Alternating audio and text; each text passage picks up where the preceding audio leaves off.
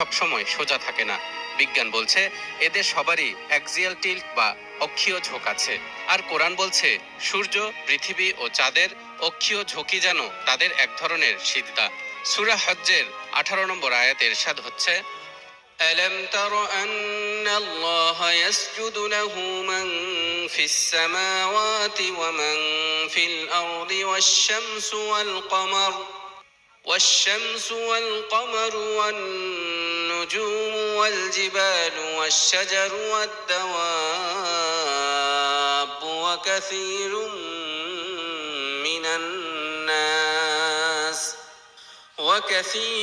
حق عليه العذاب ومن يهن الله فما له من مكرم إن الله يفعل ما يشاء। তুমি কি দেখো না, আল্লাহকে সেজদা করে যা কিছু আছে নভমণ্ডলে এবং ভূমণ্ডলে, আর সূর্য, চন্দ্র, তারকারাজি, পর্বতসমূহ, বৃক্ষরাজি, জীবজন্তু এবং মানুষের মধ্যে অনেকে, আর অনেকের প্রতি শাস্তি সাব্যস্ত হয়ে গেছে। আল্লাহ যাকে লাঞ্ছিত করতে চান তাকে সম্মানিত করার কেউ নেই। নিশ্চয় আল্লাহ যা ইচ্ছে করেন তাই করেন। এই আয়াতের ব্যাখ্যায় তাফসিরের কিতাবে লেখা হয়েছে, অধিকাংশ আলেমগণের মতে পৃথিবী, চন্দ্র, সূর্য, তারকারাজি ইত্যাদির সিজদা বলতে ইবাদতের সিজদা নয়, বরং আনুগত্য করাকে বোঝানো হয়েছে। এই সিজদার অর্থ ওই সমস্ত জিনিসের আল্লাহর নিয়মবিধির অনুগত হওয়া। তাদের কারো এ শক্তি নেই যে সে বিধির ব্যতিক্রম করে। তবে কিছু কিছু ব্যাখ্যাকারকগণ সিজদার মূল অর্থেই ব্যবহার হয়েছে বলে মনে করেন। তারা বলেন, প্রতিটি সৃষ্টি নিজ নিজ পদ্ধতিতে সিজদা করে থাকে। যেমন যারা আকাশমণ্ডলীতে আছে বলতে ফেরেশতাগণ, যারা পৃথিবীতে আছে বলতে প্রত্যেক মানুষ, জিন ও পশুপক্ষী এবং অন্যান্য সবকিছুকে বোঝানো হয়েছে। এরা সবাই নিজ নিজ ভঙ্গিমায় আল্লাহকে সিজদা করে এবং তার মহিমা ঘোষণা করে। কিন্তু দর্শক, আধুনিক বিজ্ঞান পৃথিবী আর চন্দ্র সূর্যের সিজদা সম্পর্কে দিয়েছে এক নতুন ব্যাখ্যা।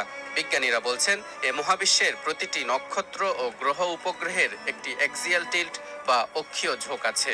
এর মানে হলো এক বস্তু তার কক্ষপথে ঘুরতে ঘুরতে নিজের অক্ষের সঙ্গে কতটা ঝুঁকে আছে তার পরিমাপ বের করা। যেমন পৃথিবীর অ্যাক্সিয়াল টিল্ট হলো প্রায় 23.4 ডিগ্রি, সূর্যের অ্যাক্সিয়াল টিল্ট হলো প্রায় 7.25 ডিগ্রি, চাঁদের অ্যাক্সিয়াল টিল্ট হলো প্রায় 6.68 ডিগ্রি। অর্থাৎ এরা কেউই সরাসরি খাড়া হয়ে ঘোরে না, সবারই একটি ঝুঁকে যাওয়া অক্ষরেখা আছে, যেন তারা এক প্রকার নম্র হয়ে তাদের কক্ষপথে চলছে। দর্শক, এটা কি সিজদার মতো নয়? ইসলামে সিজদা মানে নিজেকে অবনত করে আল্লাহর সামনে ঝুঁকে পড়া। এবার চিন্তা করুন, যদি আকাশের সবচেয়ে শক্তিশালী বস্তুগুলো নম্র ভঙ্গিতে তাদের চলার পথ স্থির রাখে, তাহলে সেটা কি এক প্রকারের সিজদা নয়?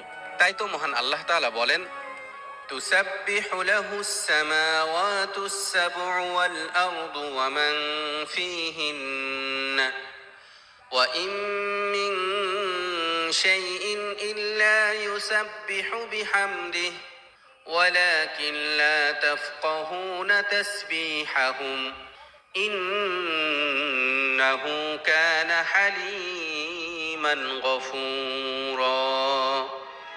সপ্ত আকাশ ও পৃথিবী এবং এগুলোর মধ্যে যা কিছু আছে সমস্ত কিছু তারই পবিত্রতা ও মহিমা ঘোষণা করে, এবং এমন কিছু নেই যা তার সপ্রশংস পবিত্রতা ও মহিমা ঘোষণা করে না। কিন্তু তাদের পবিত্রতা, মহিমা ঘোষণা করা তোমরা অনুধাবন করতে পারো না। নিশ্চয় তিনি অতি সহনশীল, ক্ষমাপরায়ণ।